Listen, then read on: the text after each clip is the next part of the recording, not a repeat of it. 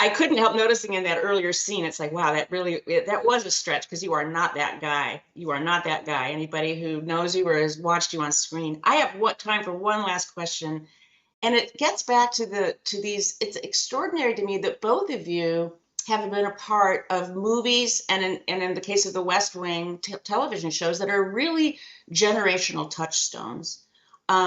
You have been a part of movies that just capture people's experience and take hold in a way that live on in our imaginations and stand for something. And Emilio, I guess I'll direct this to you, and I'd love to hear from Martin too. If is that still possible, in this kind of fractured, siloed media culture that we're in? Is that kind of movie or cultural product even still doable?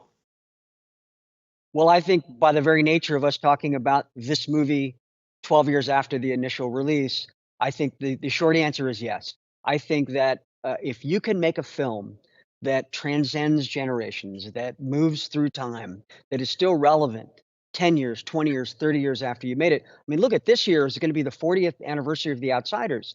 When you're a young actor, and I think my father can attest to this as well, you're just happy that the director, the casting director said yes. So it's not necessarily part of this plan.